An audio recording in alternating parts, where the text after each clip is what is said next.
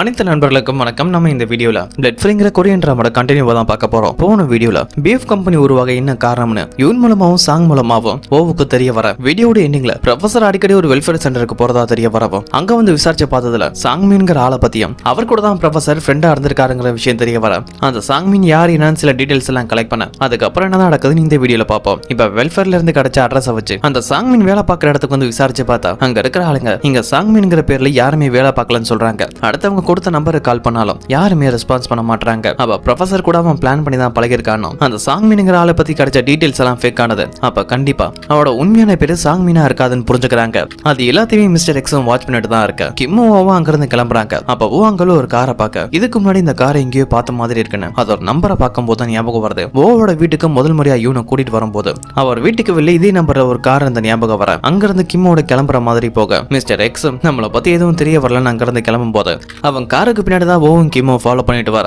அதை mister X பார்த்துட்டு நம்மள தான் ஃபாலோ பண்றாங்கன்னு புரிஞ்சுக்கிட்டு காரை வேகமா ஓட்டி அவங்களை டைவர்ட் பண்ண ட்ரை பண்றான். ஓவும் கிம்மும் கூட நம்ம ஃபாலோ பண்றது அவனுக்கு தெரிஞ்சிடுச்சுன்னு புரிஞ்சுக்க அவங்களும் காரை வேகமா ஓட்டிட்டு ரோட்ல ஆப்போசிட் டைரக்ஷன்ல ஃபாலோ பண்ணி போயிட்டு இருக்க அங்க இருந்த போலீஸ் அதை பார்த்துட்டு இவங்க ஏன் இவ்வளவு ஸ்பீடா போறாங்கன்னு அவங்க வண்டிக்கு பின்னாடியே போக மிஸ்டர் எக்ஸ் அவன் போற வழியில ஒரு ட்ரக் வரவும் இதுக்கு மேல காரை ஓட்டிட்டு போக முடியாதுன்னு அந்த கார்ல இருந்து இறங்கி ஓடி போக கிம்மோ ரெண்டு பேருமே அவனை தான் துரத்திட்டு போகவும் போற வழியில அவனை மிஸ் பண்ணிடுவாங்க. அதோட அங்க ஏகப்பட்ட வழி இருக்கவும் ரெண்டு பேருமே தனித்தனியா அந்த மிஸ்டர் எக்ஸை தேடிட்டு இருக்க அவன் கிம்மோட கண்ணில் மாட்டிக்குவான். அங்க ரெண்டு பேரும் சண்டை போட்டுட்டு இருக்கவும் அந்த மிஸ்டர் எக்ஸும் கத்திய வச்சு கோர்ட்ல அடிக்க ட்ரை பண்றான். முடிஞ்ச வரையும் அந்த கோர்ட்ஸ் எவ்வளவு சமாளிக்க ட்ரை பண்ணாலும் ஒரு டைம் கீரல் விழுந்துரும். அதுக்கப்புறம் கிம்மு இந்த புது கோர்ட்டை நம்பி பிரோஜனம் இல்லைன்னு கோர்ட்டை கழட்டி போட்டு அவங்க கூட சண்டை போட போக இவங்க ரெண்டு பேரும் சண்டை போடுற சவுண்ட் தூரத்துல இருக்க ஓவோட காதுக்கு தெளிவா கேட்க உடனே அந்த இடத்துக்கு தான் போகவும் அதுக்குள்ள அந்த மிஸ்டர் எக்ஸ் கிம்மோட உடம்புலயே கத்தியால குத்திட்டு அங்க இருந்து ஓடி போயிடுவான். அப்பதான் ஓ அங்க வரவும் வீருக்கு போராட்டி இருக்க கிம்ம காப்பாத்தலாம் ட்ரை பண்ண அதே இடத்துல கிம் இறந்து போகவும் இதுக்கு காரணமான மிஸ்டர் எக்ஸ் பிடிக்கலாம்னு சொல்லி துரத்தி போயிட்டு இருக்க அப்பதான் அங்க போலீஸ் வராங்க. இவங்க கார் வேகமா ஓட்டுறத பார்த்துட்டு பின்னாடி ஒரு போலீஸ் வைன் வந்திருக்குமே அவங்க தான் இவங்களை ஃபாலோ பண்ணிட்டு வரவும் அங்க உள்ள கிம்மோட டெட் பாடியை பார்த்துட்டு இவன் தான் அவனை கொண்டிருக்குன்னு சொல்லி ஓவ பிடிச்சு ஹேண்ட் கேஃப் மாட்டா ஹீரோவும் சொல்ல ட்ரை பண்றாரு. நான் அவனை கொலை பண்ணல கொலகாரன் தப்பிச்சிட்டு இருக்கானு. ஆனா போலீஸ் ஆபீசர் கேட்கற மாதிரி இல்ல. அப்ப ஹீரோட மரபணுல மறுபடியும் சின்ன மாற்றங்கள் ஏற்பட அபாரமான பலம் வந்து அவர் பின்னாடி கட்டிருக்க ஹேண்ட் காஃபியும் உடைச்சிட்டு அங்க இருக்க ஆளுங்களை தூக்கி போடுறாரு. அதை பார்த்துட்டு இன்னொரு போலீஸ் ஆபீசர் பிடிக்க வர அவரையும் தள்ளிவிட நம்ம ஹீரோக்கு இருக்க பலத்தால ஒரு செவுத்துல போய் மோதிட்டு மறுபடியும் கீழே விழ வேண்டிய ஆளை ஓவிய காப்பாத்திடுவாரு. அதோட இப்ப நம்ம ஓடி போனா நம்ம மேலதான் கொலைப்பலி வர வேற வழி இல்லாம அவங்க கிட்டே சரணடையப்போம். கட் பண்ணா பிஎஃப் கம்பெனியோட லேப தான் காட்டுறாங்க. இவனுங்க தான் வேலை பார்த்துட்டு இருக்க. அப்ப வேகமா வந்து வக்கீல் பாடிகார்ட் கிம் இறந்து போயிட்டாரு. அதுக்கான காரணம் ஓதான் சந்தேகப்பட்டு போலீஸ் ஓவ அரெஸ்ட் பண்ணி வச்சிருக்காங்கிற விஷயம் தெரியா இவன் உடனே ஓவ தான் மீட் பண்ண போறாங்க. அப்படி போறதுக்கு முன்னாடி வக்கீல்ட்ட நீ உடனே பாடிகார்ட் கிம்மோட வீட்டுக்கு போ கிம் இறந்து போன விஷயத்தெல்லாம் சொல்லி அவங்களுக்கு தேவையான உதவி எல்லாம் பண்ண கூடன்னு சொல்லிட்டு வக்கீல்ட்ட சொல்லிட்டு யூன் அங்கறத கிளம்ப இப்ப வக்கீல தான் காட்டுறாங்க. தனியா வந்து யாருக்குமே தெரியாம பிரைமின்ஸோட பாசியும் கால் பண்ணி நடந்த எல்லா விஷயத்தையும் போட்டு கொடுக்குறாங்க. ஏன்னா இவங்க இந்த சீனோட ஆளுதான் இவனுக்கு பாடிகார்ட் அந்த கிம் இறந்து போயிட்டான். அதுக்கான காரணம் மிஸ்டர் எக்ஸ் தானோ அந்த மிஸ்டர் எக்ஸ் மட்டும் யூனோட கையில மாட்டினா நம்ம எல்லாருமே மாட்டிக்குவோம்னு சொல்ல அதுக்கு சீனும் நான் அந்த மிஸ்டர் எக்ஸை பாத்துக்கிறேன் நீ கம்பெனில இரு அங்க எது நடந்தாலும் எனக்கு உடனே அப்டேட் பண்ணுன்னு சொல்லிட்டு சீனோட ஆளுங்க கிட்ட மிஸ்டர் எக்ஸை போய் உடனே மீட் பண்ணுங்க அவன் எங்க இருந்தாலும் எங்கிட்ட கூட்டிட்டு வாங்கன்னு சொல்ல மிஸ்டர் எக்ஸ் வக்கீல் சியூன் இவங்க எல்லாருமே ஒரே டீம் தான். அதோட அந்த மிஸ்டர் எக்ஸ் சீனோட ஆளுங்க அவரை தேடி வருவாங்கன்னு சொல்லி கெஸ் பண்ண என்னன்னு தெரியல அவன் இருக்கிற ரூமை காலி பண்ணிட்டு அவன் ஃபிங்கர் பிரிண்ட் கூட யாரும் கிடைக்க கூடாதுன்னு மொத்தமா இடத்த கிளீன் பண்ணிட்டு லேடி கெட்டப்லாம் வரந்த ரூம்ல இருந்து கிளம்பவும் அப்பதான் சீனோட ஆளுங்க அவரை தேடி வந்திருப்பாங்க. ஆனா லேடி கெட்டப்ல இருக்கவன் அவனை யாரும் கண்டுக்காம அங்க இருந்த போக அதோட அவன் கார் நம்பர் வச்சு காரணத்தை கொண்டு மாட்டிக்க கூடாதுன்னு ரூமை காலி பண்றதுக்கு முன்னாடி அந்த காரியம் பிளாஸ் பண்ணிருப்பான். எந்த ஒரு எவிடன்ஸ் இருக்க கூடாதுன்னு கட் பண்ணப்ப மறுபடியும் சீனு தான் காட்டுறாங்க. அவரோட ஆளுங்க கிட்ட இருந்து இன்ஃபர்மேஷன் வருது அந்த மிஸ்டர் எக்ஸ் அவன் இருந்த ஹோட்டலை விட்டு தப்பிச்சு போயிட்டான்னு. அதனால வேற வழி இல்லாம அவரோட பையன் பிரைம் மினிஸ்டர் கால் பண்ணி ப்ராப்ளம் சொல்லி உதவி கேட்கிறாரு. அதோட அந்த மிஸ்டர் எக்ஸை பத்தி இப்பதான் அவரோட பையனுக்கே தெரிய வரவும் அந்த மிஸ்டர் எக்ஸ் இவனோட பாடிகார்டை கொண்டுட்டான் அவன் மட்டும் மாட்டிக்கிட்டானா அது மூலமா எனக்கு தான் ஆபத்துன்னு சொல்லவும் அதுக்கு பிரைம் மினிஸ்டரும் நீங்க என்ன காரியம் பண்ணிருக்கீங்க அவன் மாட்டினா உங்களுக்கு மட்டும் பிரச்சனை இல்ல உங்க பையங்கிறதால எனக்கும் பிரச்சனை என் பதவிக்கு ஆபத்துன்னு சொல்ல அதனால தான்டா உங்ககிட்ட உதவி கேட்கிறேன் எப்படியாவது அந்த மிஸ்டர் எக்ஸை கண்டுபிடின்னு சொல்லவும் உடனே பிரைம் மினிஸ்டர் போலீஸ் கமிஷனரை கான்டாக்ட் பண்ணி பாடிகார்ட் கிம் இறந்ததை பத்தி கேட்க கிம் இறந்த போன இடத்துல சந்தேகப்படுற மாதிரி ஒரு ஆளை நாங்க அரெஸ்ட் பண்ணோம். அந்த ஆளை நாங்க பிடிக்க ட்ரை பண்ணும் போது அவன் எங்க போலீஸ் ஆபீசர்ஸை ஒரே கையால அடிச்சு தூக்கி போட்டான். அந்த ஃபுட்டேஜை பார்க்கும்போது அவனுக்கு சூப்பர் பவர் இருக்க மாதிரி தோணுதுன்னு சொல்லிட்டு ஒரு வீடியோ ஃபுட்டேஜை சென்ட் பண்ணிருப்பாரு. ஓவர் பிடிக்க ட்ரை பண்ண போலீஸ் ஆபீசரோட உடம்புல ஒரு கேமரா இருந்திருக்கும். அந்த கேமரால ஒவ்வொரு போலீஸ் ஆபீசரை அடிச்சு பறக்க விட்டது ரெக்கார்ட் ஆயிருக்கும். அதை பார்த்துட்டு பிரைம் மினிஸ்டர் என்னோட ஆராய்ச்சி மூலமா இது நடந்திருக்குன்னு சொல்லி கெஸ் பண்ணிட்டு என் கனவு நினைவாக போகுது அதுக்கான காரணம் யூனா தான் இருக்கும்னு நினைக்க கட் பண்ண இப்ப வைக்கல தான் காட்டுறாங்க. கிம்மோட வீட்டுக்கு தான் வந்திருக்காங்க. வேண்டா வெறுப்பா இங்க வந்திருந்தாலும் கிம் இறந்து போனதுன்னு நினைச்சு இவங்களும் லைட்டா ஃபீல் பண்ற மாதிரி காட்ட அப்பதான் அந்த வீடோட டோர் ஓபன் பண்ணிட்டு கிம்மோட பிரதர் வெளியில வரா. அவங்க அப்பாவும் அம்மாவும் ஃபாரின்ல இருக்காங்க. அந்த பையன் கிட்ட கிம் இறந்து போன விஷயத்தை இன்ஃபார்ம் பண்ணவும் இப்ப போலீஸ் ஸ்டேஷன்ல இருக்க ஹீரோவை தான் காட்டுறாங்க. ஹீரோவுக்கு ஒரு டவுட் நாங்க ப்ரொஃபசரை பத்தி விசாரிக்க தான் அந்த வெல்ஃபேர் சென்டருக்கு போறோம். அவரோட ஃப்ரெண்டு யார் என்னன்னு தெரிஞ்சுக்கிட்டு தான் அவன் வேலை பார்க்கறதா கொடுத்த இடத்துக்கு போய் நாங்க விசாரிச்சோம். ஆனா சாங்மிங்கிற பேர்ல அங்க யாருமே இல்ல. அப்ப நாங்க வெல்ஃபேர் சென்டருக்கு போறது யாருக்கோ முன்கூட்டியே தெரிஞ்சிருக்கு. அதனாலதான் எங்களை ஃபாலோ பண்ணி பண்ணி வந்திருக்கான். அது யாரதான் இருக்குன்னு யோசிச்சுட்டு இருக்கும் போது அங்க 2 போலீஸ் ஆபீசர் வராங்க. உன்னை பார்க்க ஒரு ஆள் வந்திருக்கதா சொல்லிட்டு மீட்டிங் ரூம் கூட்டிட்டு வரவான். அங்கதான் யூன் இருக்க. பாடிகார்ட் கிம் இறந்து போயிட்டாரு. அவரை நீ தான் கொலை பண்ணலங்கிற விஷயம் போலீஸுக்கு தெரிஞ்சிடுச்சு. அப்ப எதுக்காக இன்னும் வெளியில விடாம அரெஸ்ட் பண்ணி வச்சிருக்காங்கன்னு கேட்கவா, நீ போலீஸ் அட்டாக் பண்ணிருக்க, அதனால தான் அவனை பிடிச்சு வச்சிருக்காங்க. திடீர்னு நீ போலீஸ் அடிக்க காரணம் என்னன்னு கேட்க, எனக்கே தெரியல, என் உடம்புல திடீர்னு ஏதோ ஒரு மாற்றம் வந்த மாதிரி இருந்துச்சு. அப்ப என்னையே அறியாம தான் அவங்களை தாக்குனதா சொல்லப்போம். உன முதல்ல இங்க இருந்து வெளியில கொண்டதுக்கு அப்புறம் பாடியை செக் பண்ணி பார்ப்போம்னு சொல்ல,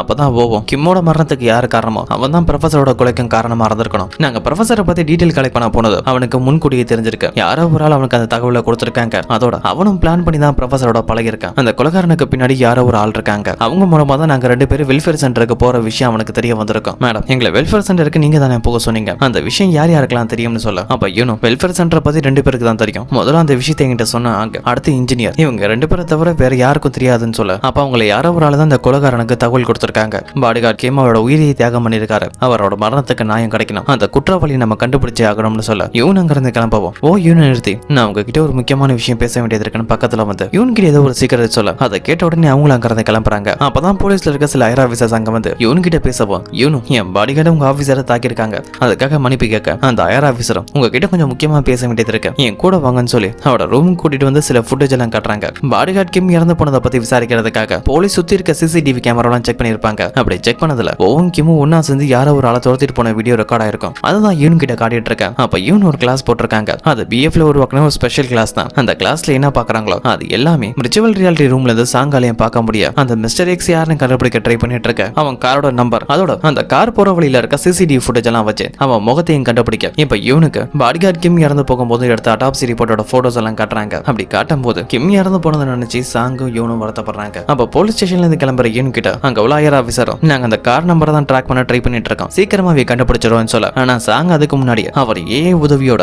அந்த கார் எங்க போயிருக்கு நான் கண்டுபிடிச்சிட்டேன், கடைசியா அது ஒரு கேரேஜுக்கு தான் போயிருக்கு, அது போன கொஞ்ச நேரத்திலேயே அந்த கேரேஜ்ல ஃபயர் ஆக்சிடென்ட் நடந்திருக்குன்னு சொல்லவும் அந்த தகவல் எல்லாத்தையுமே யூன் அந்த ஐயர் ஆபீசர்ட்ட சொல்லிட்டு அங்க இருந்து கிளம்பவும், அப்பதான் சாங் இருந்து மிஸ்டர் எக்ஸோட போட்டோவா உங்களுக்கு ரிசீவ் ஆகுது. அதையும் போலீஸுக்கு ஃபார்வர்ட் பண்ணிடுவாங்க. அப்பதான் விர்ச்சுவல் ரியாலிட்டி ரூமுக்கு இன்ஜினியர் வராரு. அவரும் மிஸ்டர் எக்ஸோட போட்டோவை பார்த்துட்டு இவன் தான் கிம் இறந்து போறது காரணமான்னு கேட்க, இவன் மட்டும் காரணம் இல்லைன்னு சொல்லிட்டு கிம் கடைசியா போட்டது அந்த சென்சார் சூட்டை காட்டவும் அந்த சூட் ரொம்பவே ஸ்டார்ட் ஆனது புல்லட் ப்ரூஃப்னு சொல்லியிருப்பாரு. ஆனா அதுல சின்னதா கத்தியில ஏற்பட்ட கீரல் இருக்கவும் அதை பார்த்துட்டு வருத்தப்படுறாரு. அந்த ரூம்ல இருந்து வெளியில வந்து தான் உருவாக்கின சூட்ல எந்த ஒரு ப்ராப்ளம் இல்லாம இருந்திருந்தா கிம் உயிரோட இருந்திருப்பாருன்னு சொல்லி குற்ற உணர்வுல இருக்கவும் இப்ப போலீஸ் ஸ்டேஷன்ல இருக்க போவ தான் காட்டுறாங்க. உங்க மேல எந்த ஒரு தப்பு இல்லைன்னு போலீஸ் அனுப்பி வைக்கவும் போலீஸ் ஸ்டேஷன்ல இருந்து வெளியில வந்த உடனே யூனை தான் கான்டாக்ட் பண்ணவும், நீங்க எப்படி என்ன கான்டாக்ட் பண்றீங்க, உங்க கையில போனை கொடுத்துட்டாங்களா, போலீஸ் வெளியில விட்டுட்டாங்களான்னு கேட்கவும் நம்ம ஹீரோவும், மேடம் இதுக்கெல்லாம் காரணம் நீங்க தானே கேட்கவும், நீ இப்ப வெளியில வந்தது காரணம் நான் இல்ல, நான் கேட்ட வரைக்கும் ஃபார்மாலிட்டிஸ் தான் கம்ப்ளீட் பண்ண கொஞ்ச நாள் ஆகும்னு சொன்னாங்க, திடீர்னு எப்படி ஒண்ணு வெளியே விட்டாங்கன்னு கேட்கவும் அப்பதாங்க சில கார்ஸ் வராங்க. அவங்க கூட்டிட்டு போறதுக்காக காரோட டோர் ஓபன் பண்ணவும் ஓ பேசிட்டு இருக்கும் போதே சரியா ரெஸ்பான்ஸ் பண்ணாம யூனோட காலை கட் பண்ணவும் சந்தேகப்பட்ட யூன் ஓவோட லொகேஷனை உடனே அவங்க ஏஏ மூலமா லொகேட் பண்ண சொல்ல, இப்ப யூனும் அங்க வந்திருக்க கார்ல ஏற அந்த கார் பிரைம் மினிஸ்டரோட வீட்டுக்கு தான் கூட்டிட்டு வருது. அங்க பிரைம் மினிஸ்டரும் சாக போறனே இப்ப வீட இருக்க, இதுக்கெல்லாம் காரணம் யூனோட ஆராய்ச்சி தானே, அது மூலமா தானே உனக்கு சூப்பர் பவர் கிடைச்சிருக்கு, அந்த போலீஸ் ஆபீசரையும் பறக்க விட்டுருக்கான்னு கேட்க, என் ஸ்ட்ரென்த்துக்கான காரணம் சூப்பர் பவர்லாம் இல்ல, இந்த சூட் தான், இது பிஎஃப்ல உருவாக்கின ஸ்பெஷல் சென்சார் சூட், இது ஆற்றலையும் பலத்தையும் அதிகரிக்குன்னு சொல்ல, ஆனா பிரைம் மினிஸ்டர் அதெல்லாம் நம்பல, நான் அவங்கிட்ட சீரியஸா பேசிட்டு இருக்கேன், என்கிட்ட உண்மையை சொல்லுன்னு சொல்லவும் அதுக்கு நம்ம ஹீரோவும், அப்போ பிரைம் மினிஸ்டர் நானும் சீரியஸாவே ஒரு கேள்வி கேட்கிறேன், அசாரில் நடந்த அட்டாக்கை பத்தி உங்களுக்கு நல்லாவே தெரியுமே,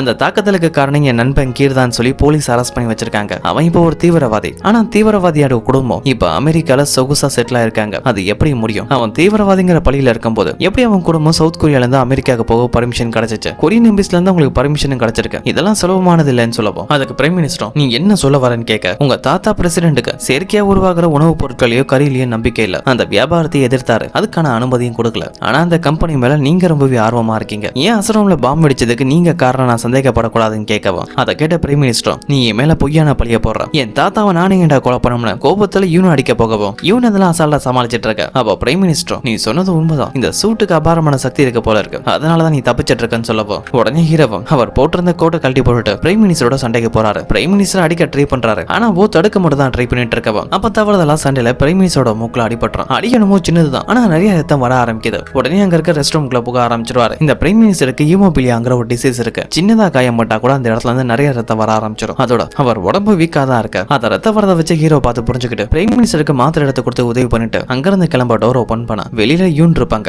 ஒவ்வொரு லொகேஷனை ட்ராக் பண்ணி தான் அங்க வரவும் அந்த ரூம்குள்ள வந்து பார்த்தா அங்க இருக்க சில பொருள் எல்லாம் உடஞ்சு போயிருக்கு. உடனே யூன் கிட்ட உனக்கு எதுவும் ஆயிடுச்சான்னு கேட்க எனக்கு எதுவும் ஆகல, அதோட பிரைம் மினிஸ்டருக்கு உங்களை பத்தி நிறைய விஷயம் தெரிஞ்சிருக்கு, அவர்கிட்ட இனிமேல் நீங்க எதுவும் மறைக்க வேண்டியதில்லைன்னு சொல்ல அப்பதான் பாத்ரூம்ல இருந்து பிரைம் மினிஸ்டர் வெளியில வர இவனை பார்த்துட்டு நான் உங்ககிட்ட கொஞ்சம் தனியா பேச வேண்டியது இருக்கு அங்க உள்ள ஓவ வெளியில போக சொல்லப்போம். ஓ அவரை மதிக்காம இவனை பார்த்தா இவன் சிக்னல் கொடுத்ததுக்கு அப்புறம் தான் வெளியில போகவும் அதை பார்த்த பிரைம் மினிஸ்டர் நான் ஒரு வதந்தி கேள்விப்பட்டேன் உனக்கு அவனுக்கு இடையில ஏதோ ஒரு சம்பந்தம் இருக்குன்னு அது உண்மைதான் போல இருக்கு அவனை நான் கூட்டிட்டு வந்தது தெரியாம வேகமா இந்த இடத்துக்கு வந்துட்டேன். சரி நான் பேச வேண்டிய விஷயத்துக்கு வரேன். உன் ஆராய்ச்சியை பத்தி எனக்கு நல்லாவே தெரியும். செயற்கையான முறையில ஆர்கன்ஸை உருவாக்குறது அது எந்த நிலைமையில இருக்குதுன்னு கேட்கவும் இவனும் அது சக்சஸ் ஆயிடுச்சுன்னு சொல்றாங்க. அதை கேட்ட பிரைம் மினிஸ்டர் அந்த ஆராய்ச்சியை நான் பார்க்கணும். எனக்கு தெரிஞ்ச தகவலை பத்தி நான் வெளியில வேற யாருக்கும் சொல்ல மாட்டேன்னு சொல்லப்போம். அதெல்லாம் தேவையில்லை பிரைம் மினிஸ்டர். இன்னும் கொஞ்சம் நல்லா மக்கள் எல்லாருக்குமே அந்த ஆராய்ச்சியை பத்தி தெரிய வரும். அப்பவே நீங்களும் அந்த ஆராய்ச்சியை பார்க்கலாம்னு சொல்ல ஆனா பிரைம் மினிஸ்டருக்கு அதுல விருப்பம் இல்ல. எல்லாருமே வாழ வச்சு நீ என்ன பண்ண போற? எல்லா மக்களுமே வழி இல்லாம அதிக நாள் வாழ்ந்துட்டாங்கன்னா வாழ்க்கைக்கு அர்த்தம் இல்லாம போயிடும். அதுக்குன்னு தகுதி இருக்கவங்களுக்கு மட்டும் தான் அந்த ஆராய்ச்சியை பயன்படுத்தணும்னு பணக்காரங்களுக்கு அந்த ஆராய்ச்சி பயன்படுத்துற பத்தியே பேசிட்டு இருக்க. ஆனா இவனுக்கு அதுல விருப்பம் இல்ல. இந்த ஆராய்ச்சி நான் எதுக்காக பண்றேன்னு தெரியுமா? நம்ம மனுஷங்க எல்லாருமே என்னைக்காவது ஒரு நாள் மரணத்தை ஃபேஸ் பண்ணி தான் ஆகணும். ஆனா அது வரைக்கும் வழி இல்லாமலும் எந்த ஒரு குறையும் இல்லாமலும் நிம்மதியா வாழணும் தான் இந்த ஆராய்ச்சி நடத்துறேன். இது உங்களுக்காக மட்டும் நான் சுயநலமா பயன்படுத்த முடியாதுன்னு சொல்ல அது எல்லாத்தையுமே அந்த ரூமுக்கு வெளியில இருக்க போவோம் அவர் பவர் மூலமா தெளிவா கேட்டுட்டு தான் இருக்க. அப்ப பிரைம் மினிஸ்டர் சரி நீ சொன்ன மாதிரி இருக்கட்டும். உன் பாடி கார்டு மேல ஒரு எக்ஸ்பிளைன் பண்ணி அதே எக்ஸ்பிரிமெண்ட் ஏன் மேலையும் பண்ணும் எனக்கு அந்த பவர் வேணும்னு கேட்க இவனதுக்கு சம்மதிக்காம அங்கிருந்து கிளம்பவும் அப்போ பிரைம் மினிஸ்டர் என்கிட்ட இருக்க பவரை வச்சு உன் கம்பெனில ஒரே நாள் ரைட் பண்றதுக்கான பர்மிஷன் எடுக்க முடியும். அப்படி நடந்தா அதால உனக்கு தான் பிரச்சனை. நீ இல்லீகலா பண்ற ஆராய்ச்சி வெளியில வரன்னு சொல்ல அதுக்கு இவனும் நீங்க என்ன மிரட்டுறீங்களா? உங்களால முடிஞ்சதை பாருங்கன்னு சொல்ல பிரைம் மினிஸ்டரும் பொறுமையா பக்கத்துல வந்து நான் மிரட்டல ஓ மேல இருக்க அக்கறையால தான் சொல்றேன். என் பேச்சை கேளு இல்லனா உங்ககிட்ட இருந்து எல்லாமே போயிடுன்னு சொல்ல இவன் அந்த ரூம்ல இருந்து வெளியில வரவும் கார்ல கம்பெனிக்கு தான் கிளம்புறாங்க. இவன் தான் கார் டிரைவ் பண்ண நம்ம தேடிட்டு இருந்தாலும் மாட்டிக்கிட்டான்னு சொல்றாங்க. போலீஸ் ஸ்டேஷன்ல இருந்து கிளம்புற இவனு கிட்ட பக்கத்துல வந்து ஏதோ ஒரு முக்கியமான விஷயம் பேசியிருப்பார்ல. அது என்னன்னா நானும் கிம் வெல்ஃபேருக்கு போறத பத்தி ஹேங்குக்கும் இன்ஜினியருக்கும் மட்டும் இல்ல வக்கீலுக்கும் தெரியும் சொல்லியிருப்பாரு. என்ன இவன் போன தடவை பிரைம் மினிஸ்டரோட வீட்டுக்கு வரும்போது அப்ப கூட இருந்த கிம் வக்கீல் எனக்கு ஒரு வேலை கொடுத்திருக்காங்க. நடந்த அட்டாக் பத்தி நான் போலீஸ் ஸ்டேஷன்ல என்ன ஸ்டேட்மெண்ட் கொடுக்கல. அது கண்டிப்பா போகணும்னு சொல்லி என்னோட ஷெடியூலை கேட்டாங்கன்னு சொல்லவும் அதுல தான் ஹீரோவுக்கு டவுட் வந்திருக்கும். ஒருவேளை போலீஸ் ஸ்டேஷனுக்கு இன்ஃபார்ம் பண்ண போக சொல்லியிருந்தா அதை மட்டும் சொல்லிருக்கலாமே. எதுக்காக ஷெடியூல்லாம் கேட்கணும்னு டவுட் வர அந்த விஷயத்தை யூனிட்டையும் சொல்லியிருப்பாரு. இவன் மூலமா சாங்குக்கும் தெரிய வர வக்கீலோட நடவடிக்கையை வாட்ச் பண்ணப்போ கிம் கடைசியா வெல்ஃபேருக்கு போறதுக்கு முன்னாடி வக்கீல்கிட்ட பேசியிருக்காங்கிற விஷயம் தெரிய வருது. அதுல சந்தேகப்பட்ட சாங் வக்கீல கான்டாக்ட் பண்ணி கிம்ம கொலைப்பான கொலைக்காரன் எங்க இருக்கான்னு தெரிஞ்சிருச்சு. போலீஸ்ல மாட்டிக்கிட்டான். நீ உடனே இந்த போலீஸ் ஸ்டேஷனுக்கு போன்னு சொல்லவும் அதை தெரிஞ்சுக்கிட்ட வக்கீல் உடனே யாரோ ஒரு ஆளை கான்டாக்ட் பண்றதுக்காக பாத்ரூம் சைடு வந்திருப்பாங்க. அப்ப அவங்கள ஃபாலோ பண்ணிட்டு சாங்கு அங்க வர வக்கீலோட மொபைல்ல இருந்து மெசேஜ் போனதை கண்டுபிடிச்சிருவாங்க. ஆனா வக்கீல் அந்த சிஸ்டர்னு பேரை சேவ் பண்ணிருக்கவும் அந்த மெசேஜை யாருக்கு தான் அனுப்பியிருப்பாங்கன்னு தெரியல. அதனால விர்ச்சுவல் ரியாலிட்டி ரூமுக்கு கூட்டிட்டு வந்து சாங் ஹாங் யூன் இன்ஜினியர் கூடவே ஓவும் இருக்கு. வக்கீல்கிட்ட நீ யாருக்கு தான் வேலை பார்க்கற யாருக்கு இன்ஃபர்மேஷன் கொடுத்துட்டு இருக்கான்னு விசாரிச்சிட்டு இருக்க. இதோட இந்த வீடியோ கம்ப்ளீட் ஆகுது. இதுக்கப்புறம் என்ன நடக்குதுன்னு அடுத்த வர வீடியோல பார்ப்போம்.